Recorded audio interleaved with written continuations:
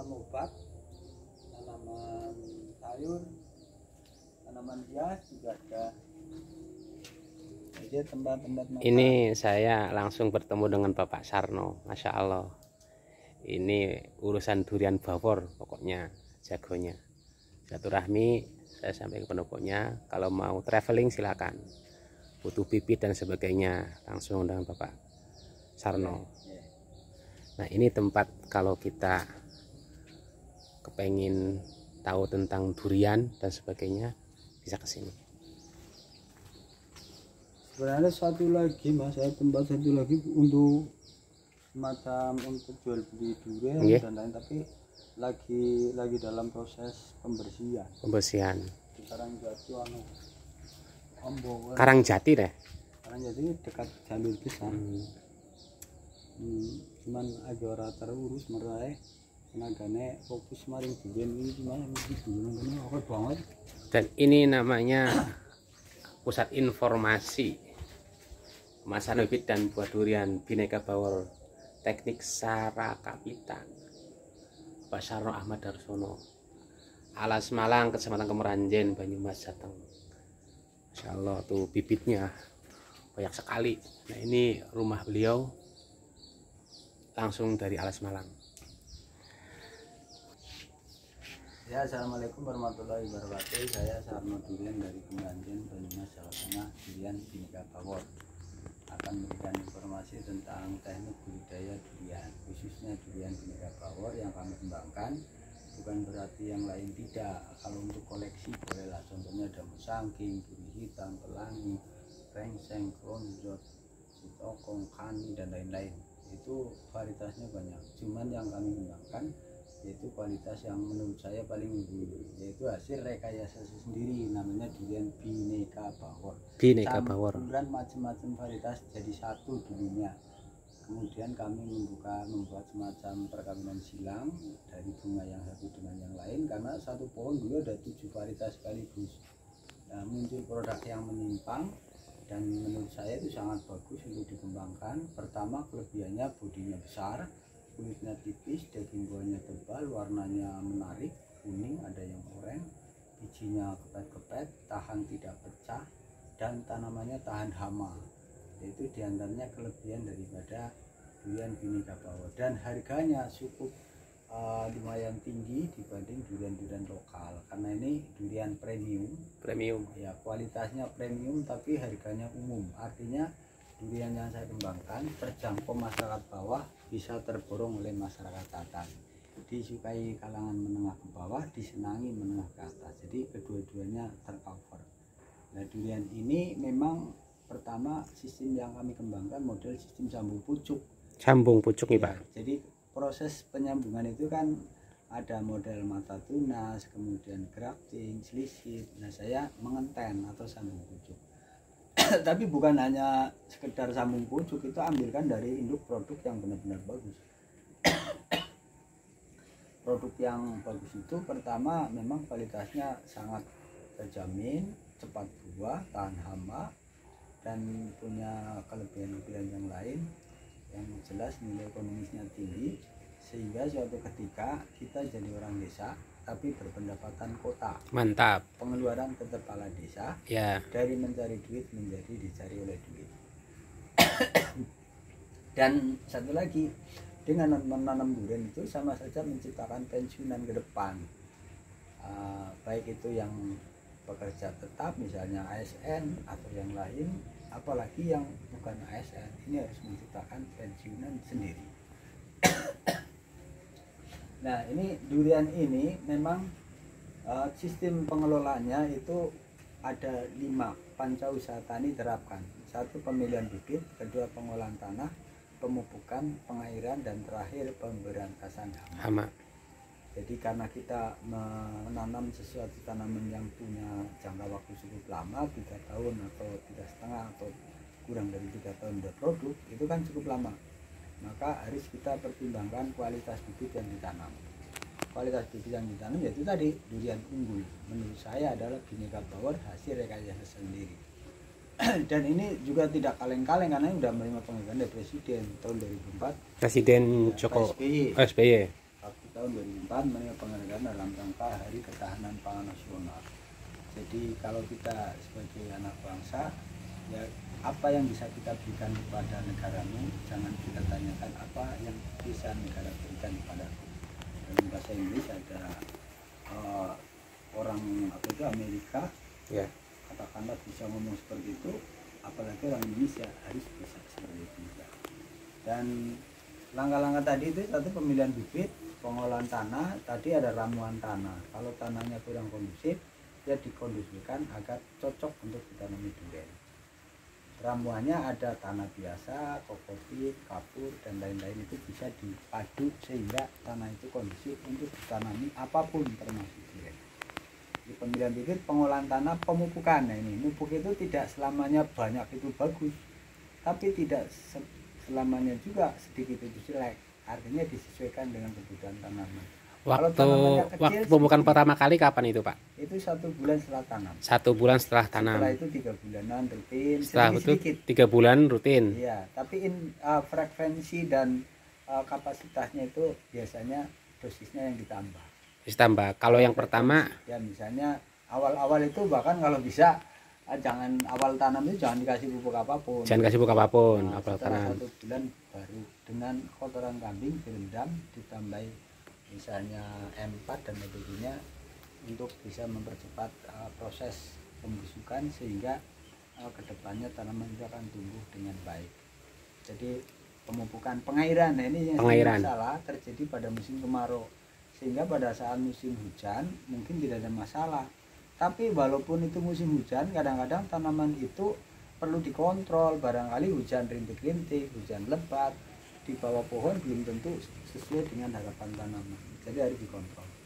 Dan terakhir pemberantasan hama. Hama itu ada yang terlihat dan ada yang tidak terlihat. Yang terlihat contohnya misalnya belalang makan daun, Ya. ulat malah itu masuk ke dalam Pohon, batang, membuat lubang sehingga tanaman itu terganggu. Nah itu yang terlihat, rayap, semut, terus dan lain-lain, empuk di bawah itu perlu diberantas juga. Dengan pemberantasannya kalau berupa serangga pakai insektisida. Pada saat awal tanam untuk mengantisipasi rayap dan lain-lain bisa ditaburin furadan. Ya sama garam dapur untuk mempercepat pembusukan. Nah kalau hamanya berupa jamur ini pakai fungisida. Jadi fungi itu pemberantas jamur. Dengan merek silakan cari di toko-toko penjual obat tanaman itu pasti ada. Kemudian terakhir misalnya gulma itu tanaman pengganggu. Kalau bisa secara manual ya kita manual, tapi kalau mungkin terlalu banyak bisa pakai kimia. Yang penting jangan sampai tanaman intinya itu terkena, misalnya pakai herbisida polaris atau pakai gramason untuk pemberantas gulma. Iya.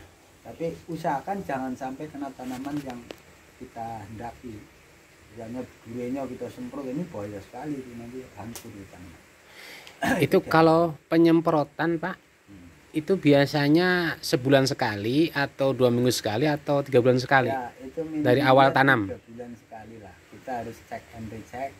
Barangkali ada hama makan daun, bisa manual sebenarnya, tidak bisa manual, tidak semprot. Kalau kita bisa tangkap ya mending ditangkap, nggak mengeluarin dana untuk beli obatnya. Kecuali kalau dalam jumlah banyak sekali lah, bagaimanapun juga mungkin di tangkap pada lari kan susah, itu bisa menggunakan itu. Jadi interval 3 bulan sekali dicek, disemprot, itu akan lebih baik. Ditambahi misalnya pupuk perangsang pertumbuhan ya, misalnya gandasil daun itu gandasil daun ya. bisa. Dan harganya juga murah atau mahal Pak itu? Murah itu, gandasil daun sekitar 10.000 lah. 10.000 lebih murah. Bisa untuk 100 pohon tuh. Jadi itu murah. Jadi murah. Jadi kita itu menggunakan prinsip ekonomi, mengeluarkan dana sekecil mungkin dengan harapan mendapatkan pendapatan setinggi mungkin ke depan. Jadi insya Allah dari durian itu bisa tercover. Saya sendiri ASN 1 tahun lagi pensiun. Alhamdulillah. Ya kalau hanya mengandalkan gaji saja mungkin ya saya belum bisa. Iya. Mantap. Nah, di antaranya itu. Dan prinsip saya kepada anak saya, janganlah jadi dunia pekerja tapi dunia usaha. Karena dunia pekerja itu pendapatan terbatas, statis. kalau dunia usaha itu dinamis. Kadang sehari itu bisa malahan kerja 2 tahun. Pendapatan sehari itu bisa karena sekaligus masuk cukup banyak. Contoh konkret, misalnya saya kerja sebulan itu 5,5 juta. Iya. Tapi itu kan sebulan. Itu Tapi golongan kalau jual 4 ya. durian kadang-kadang hanya beberapa menit itu dapat 5 juta gitu. Satu durian sekarang harganya per kilo katakanlah 100.000. Kalau saya jual satu biji 3 kiloan, 2 biji kan 600.000. Nah kalau 10 6 juta. Kalau yang 600-an. Jadi kalau dianalisa ini sangat-sangat luar biasa Mas. Coba jenengan mau nanam 100 pohonnya, Iya. ada 150-an, modal 15 juta. Iya. 15 juta kalau tanam di bank selama 3 tahun nggak mungkin menjadi 100 juta atau Iya, 200 benar. juta. Benar. Nggak mungkin. Benar. Tapi kalau tanami durian, Iya. satu pohon buah 10 aja. Iya. Kali 100 pohon berapa? Iya. Kan 1000 biji. 1000 durian di sini minimal 300 sampai 500.000. Kalau kita jual satu biji 300 kali 1000 300 juta. Dari 15 menjadi 300 juta, naiknya berapa ribu persen itu? Mantap. Luar biasa. Oke, masya Allah pokoknya. Nah, Makanya saya datang ke sini itu sebenarnya saya kepengen langsung ketemu dengan Bapak Sarno dan mendapatkan bibit yang super. Kepengen katanya bibit yang KW-KW, ada yang KW1, KW2, nggak tahu apa langsung ke rumahnya saja ke sini. ya silakan. Nah, Siapa yang- Bapak ini mulai usaha durian Pak, nanam durian sudah berapa tahun Pak awalnya? Kalau saya dulu sebelum menanam durian itu pedagang asongan. Pegang asongan. Mie ayam, tombronta, kopi goreng dan lain-lain lah. Bahkan itu ya kredit barang dan lain-lain itu Iya, sangat iya. susah itu. Jadi dulu itu susah mencari duit, bagaimana sekarang dibalik, bagaimana sekarang duit yang mencari saya gitu. Mantap, Nah, masya Allah. Nah, dari durian itu bisa seperti itu. Mantap, Dari mantap, tahun mantap. 96 saya menggeluti 96. dari sekian, sekarang udah 24 tahun, berarti sudah hampir berapa tahun itu? Ya. 3 Dan sekarang durian bawor banyak dicari Pak. Alhamdulillah durian bawor itu dari Sabang Merauke, Hmm. dari masyarakat biasa sampai pejabat tinggi negara, bahkan presiden dulu Pak SBY itu ngambil bibitnya dari saya. Siap. Kemarin di Margono Panglima TNI juga Panglima TNI juga dari sini Pak. ambil dari saya. Terus belum lagi dari kepolisian dulu ada Pak Mahfud Negara, Yusuf Manggabarani dan lain-lain Terus itu. menggambarin Aceh itu dulu Pak. Yaitu juga hasilnya. saya. Terus Gubernur Medan dulu Samsul Arifin, kemudian Gubernur Aceh sendiri dulu pernah ke sini dari Sabang sampai Merauke lah. Contoh di Natuna itu Natuna. terluar di itu sudah NTT, NTB, kemudian di Timika Irian Jaya, Maluku, Sulawesi, terus Kalimantan, kemudian Bali itu Singaraja, Tabanan, di Bedugul dan sebagainya itu banyak ambil sayang, Asem juga. Terus Jawa Barat, Jawa Tengah, Jawa Timur, sampai ke Sumatera yang banyak itu di Palembang itu kemarin Bupati Oku Timur, Khalid Mawadi itu ngambil 1.400. Kemudian Ketua DPRD Sumatera Utara, Herman Simatupang juga ngambil 450 pohon. Dan ini pejabat tinggi yang sudah enggak kurang duit aja pada mau, apalagi kita petani. Kita harus benar. kita sendiri. Insya Allah dengan durian bisa merubah nasib kita. Amin. Amin. Untuk bibitnya Pak, kan ada orang yang mengatakan, ada yang bilang bagusnya itu akar 1, ada bilang yang 3 lebih bagus dan sebagainya. Kira-kira yang paling bagus yang mana Pak? Teknik akar 3 dan itu sebenarnya saya sendiri yang membuat, namanya teknik Sara Kapita. Oh, ternyata Bapak Sarno Iya, sendiri yang saya membuat sendiri. ini. Terus Langsung saya orang-orang pada jawabannya. ikutan. Tujuannya kalau nanam itu kan kita melihat medan. Ada medan yang miring, Ya. ada pinggir kali, pinggir laut dan Ya. sebagainya. Itu sebenarnya solusi. Kalau misalnya di kemiringan terjal itu model kaki 3 itu akan menahan kelongsoran tanah. Terus kalau di tanah rata model kaki 3 atau lebih atau didesain sendiri bisa. Barangkali ada angin kencang berarti menghindari roboh. Ya. Kemudian di pinggir laut abrasi. Di pinggir sungai erosi. Nah, itu saya sendiri itu yang menemukan. Tapi menurut saya itu tidak ada masalah. Yang penting indukan awal yang diambil itu indukan yang kualitasnya bagus. Siap. Jadi mau dibuat kaki 3, kaki 4 dan seterusnya itu bisa didesain sendiri. Atau beli yang di sini udah didesain juga ada. Cuman bedanya kalau yang udah didesain biasanya nilai jualnya agak lebih tinggi dibanding, tapi kualitasnya sama. Jadi tidak ada penyimpangan yang berarti. Untuk harga bibitnya Pak, boleh Harga dikasih bibit tahu? paling rendah itu tinggi 60 cm itu 50.000, kemudian 1 meter 150, sampai 175, kemudian kalau yang 1,5 hampir 250.000, kemudian naik tergantung body. Jadi bodinya itu pendek bisa jadi harganya lebih tinggi daripada yang rendah, yang tinggi tapi bahasa sini cungkring gitu. Iya. Itu mempengaruhi nilai jual. Dan saya kemarin sebelum datang ke sini Pak, stok di daerah Kemeranjen katanya sudah habis. Nah, ya kalau masalah habis dan tidak habis ini kan sekarang door to door menanam. Iya. Nah, hanya perbedaannya kalau lewat saya berarti sesuai dengan apa yang jenengan kehendaki. Siap. Karena saya jual bibit siap menampung produk. Artinya kalau orang lain belum tentu siap menampung produknya. Iya. Karena bisa jadi estimasinya berbeda dengan harapannya gitu. Tapi saya tidak akan menjeraikan siapa-siapa. Iya, siap. Pokoknya saya pribadi saya ya untuk saya. Ya. Yang mau percaya menanam dari saya alhamdulillah, kalaupun tidak saya juga alhamdulillah. Karena apa yang saya infokan itu sesuatu yang menurut saya sangat bagus. Dan sudah dipraktekkan ya Pak? Nah, selain dipraktekkan udah teruji, udah menghasilkan.